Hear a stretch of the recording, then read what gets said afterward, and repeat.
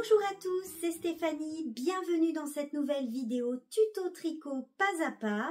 Pour le mois de septembre, je vous propose de tricoter avec moi un bel ensemble, petit châle et gilet assorti. Ces deux modèles sont faciles à tricoter et adaptés aux débutants.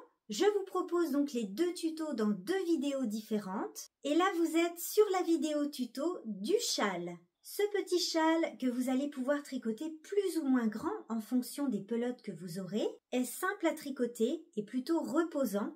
C'est un point qui se répète, il s'agit de côte et de point mousse. Pour ma part, je voulais un petit châle à nouer autour du cou.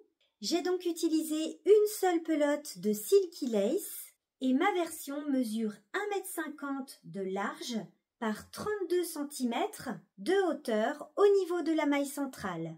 Donc vous voyez qu'avec une seule pelote, eh bien j'ai un petit châle que je peux porter comme une écharpe à nouer autour du cou.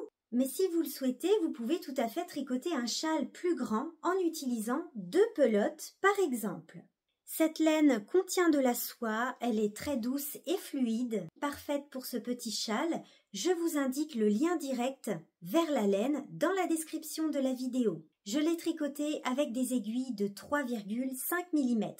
Et si vous souhaitez tricoter le gilet assorti, retrouvez également sur ma chaîne YouTube le tutoriel complet en pas à pas du gilet cocon. Je vous laisse maintenant avec le tuto. Bon tricot à tous!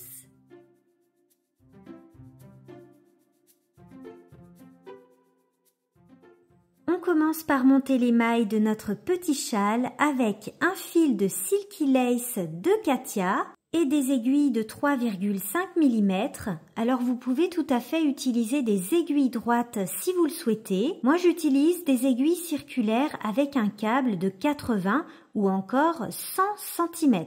Vous aurez également besoin de deux anneaux marqueurs. Avec votre technique de montage préférée et nos aiguilles de 3,5 mm, on monte 7 mailles.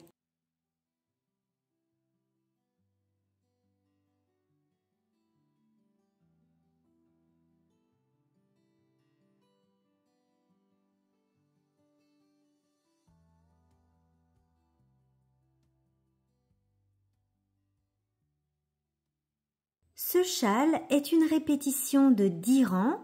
Nous allons tricoter ces 10 rangs ensemble et il faudra les répéter tout au long de votre châle.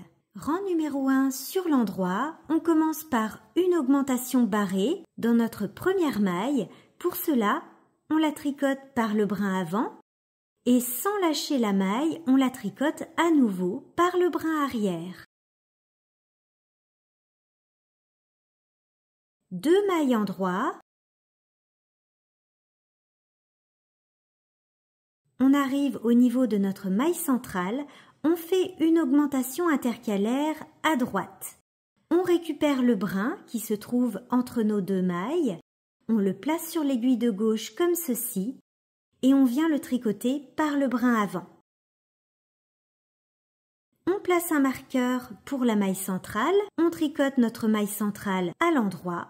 Elle se tricote toujours en jersey, on place un marqueur et de ce côté, on fait une augmentation intercalaire à gauche. On récupère le brin, on le place sur l'aiguille de gauche comme ceci et on le tricote cette fois-ci par le brin arrière. 2 mailles endroits et on termine par une augmentation barrée.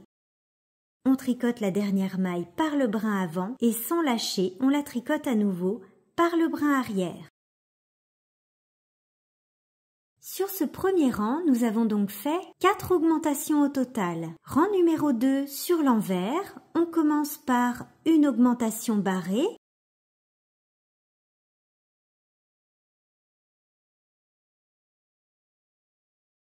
On tricote à l'endroit jusqu'au marqueur de la maille centrale. On glisse le marqueur. On tricote la maille centrale à l'envers puisqu'elle se tricote en jersey. On est donc sur un rang envers. On glisse le marqueur et on tricote toutes nos mailles à l'endroit jusqu'à une maille de la fin du rang. et on termine par une augmentation barrée. Sur ce rang numéro 2, nous avons donc fait 2 augmentations. Rang numéro 3, sur l'endroit, on commence par une augmentation barrée. À l'endroit jusqu'au marqueur de la maille centrale. Ici, on fait une augmentation intercalaire à droite. On glisse le marqueur, la maille centrale à l'endroit, on glisse le marqueur, une augmentation intercalaire à gauche. Et on tricote toutes nos mailles à l'endroit jusqu'à une maille de la fin du rang. Et on termine par une augmentation barrée dans la dernière maille.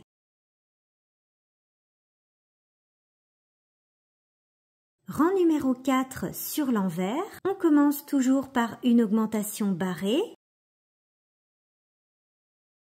On tricote à l'endroit jusqu'au marqueur de la maille centrale.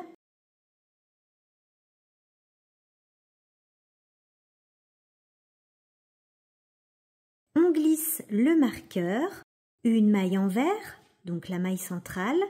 On glisse le marqueur et on tricote toutes nos mailles à l'endroit jusqu'à une maille de la fin du rang. Et on termine par une augmentation barrée. Rang numéro 5 sur l'endroit, on commence par une augmentation barrée. À l'endroit jusqu'au marqueur de la maille centrale. On fait une augmentation intercalaire à droite de ce côté.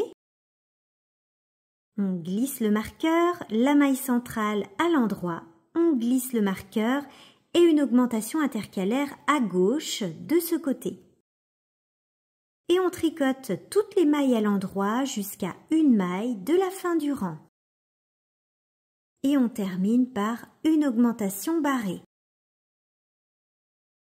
Donc là, nous avons terminé la petite section au point mousse. On se retrouve sur l'envers pour le rang numéro 6 et nous allons commencer la section en côte. On commence toujours par une augmentation barrée.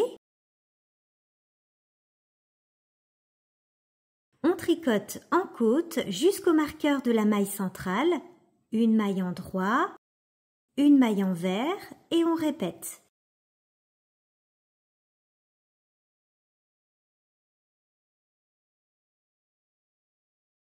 On glisse le marqueur, on tricote la maille centrale à l'envers, on glisse le marqueur et on répète une maille envers, une maille en droit, jusqu'à une maille de la fin du rang. Et on termine comme d'habitude par une augmentation barrée. Rang numéro 7 sur l'endroit, on commence par une augmentation barrée.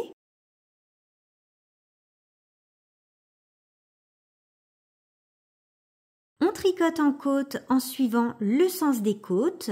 Donc là, on commence par une maille en droit, une maille envers. Et on répète jusqu'au marqueur de la maille centrale. On termine par une maille en droit, puis une augmentation intercalaire à droite. On glisse le marqueur, la maille centrale à l'endroit, on glisse le marqueur, une augmentation intercalaire à gauche. Une maille en droit et on répète une maille envers, une maille en droit, jusqu'à une maille de la fin du rang. Et on termine par une augmentation barrée. Rang numéro 8 sur l'envers, on commence toujours par une augmentation barrée. Et on continue à tricoter en côte. On commence par une maille en droit, une maille envers.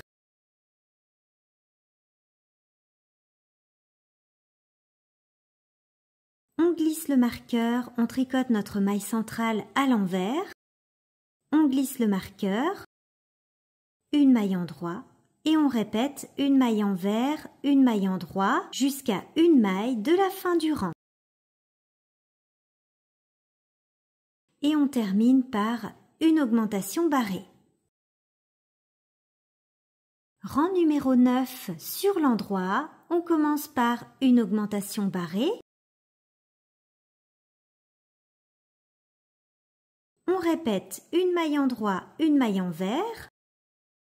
On tricote en côte. On est sur un rang endroit, donc on fait une augmentation intercalaire à droite. On glisse le marqueur, une maille endroit, on glisse le marqueur et une augmentation intercalaire à gauche. Et on répète une maille envers, une maille endroit jusqu'à une maille de la fin du rang. Et on termine par une augmentation barrée. Et enfin, le rang numéro 10 sur l'envers, on commence par une augmentation barrée. Et on répète une maille endroit, une maille envers jusqu'à la maille centrale. On glisse le marqueur, on tricote la maille centrale à l'envers, on glisse le marqueur et on répète une maille envers, une maille endroit jusqu'à une maille de la fin du rang. On termine par une augmentation barrée. Voilà pour les 10 rangs de notre châle, donc on alterne 5 rangs au point mousse et 5 rangs en côte. Notre maille centrale se tricote toujours en jersey, donc à l'endroit sur les rangs endroits et à l'envers sur les rangs envers. On n'oublie pas les augmentations barrées sur tous les rangs, sur la première et la dernière maille. Et enfin, les augmentations intercalaires de part et d'autre de la maille centrale sur les rangs endroits uniquement. On répète ces 10 rangs tout au long de notre châle. Très important à savoir pour la symétrie des côtes, si de ce côté de la maille centrale, vous avez terminé par une maille envers, comme c'est le cas ici, et bien de l'autre côté de votre maille centrale, il faudra commencer aussi par une maille envers. Et inversement, si vous avez terminé par une maille endroit, eh bien de ce côté de la maille centrale, il faudra commencer par une maille endroit. Et toujours continuer de suivre le sens de vos côtes.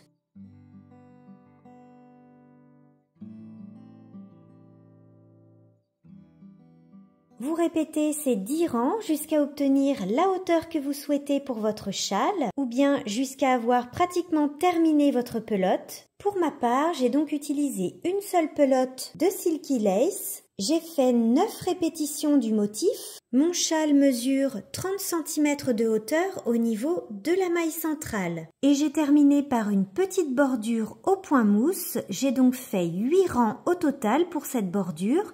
Mais vous pouvez tout à fait faire plus de rangs si vous le souhaitez. Donc moi je vais arrêter ici puisque mon objectif était d'utiliser une seule pelote et d'avoir un petit châle à nouer autour du cou. Mais vous pouvez tout à fait continuer à tricoter les 10 rangs du motif pour avoir un châle plus grand. Dans votre bordure au point mousse, il ne faut pas oublier de faire toujours les augmentations barrées en début et fin de rang. Et puis sur les rangs endroits uniquement, on fait toujours les augmentations intercalaires de part et d'autre de la maille centrale. Nous allons maintenant rabattre nos mailles sur un rang endroit. Pour mon rabat, pensez à garder une bonne longueur de fil. Moi, j'en ai gardé un petit peu trop, il me reste 5 grammes. Mais s'il vous reste 3 grammes, ce sera parfait. Et pour l'épaisseur de ma pelote, donc c'est 50 grammes pour 260 mètres. C'est parti pour le rabat sur un rang endroit. On va donc faire un rabat élastique. On commence par tricoter une maille à l'endroit. On fait un jeté et on tricote la deuxième maille à l'endroit. Et là, on va rabattre le jeté plus la première maille tricotée par-dessus la deuxième maille tricotée.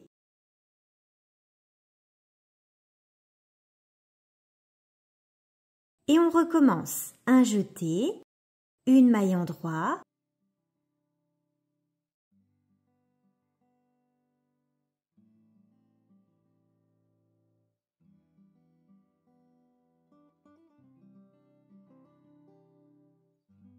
et on continue jusqu'à la fin du rang.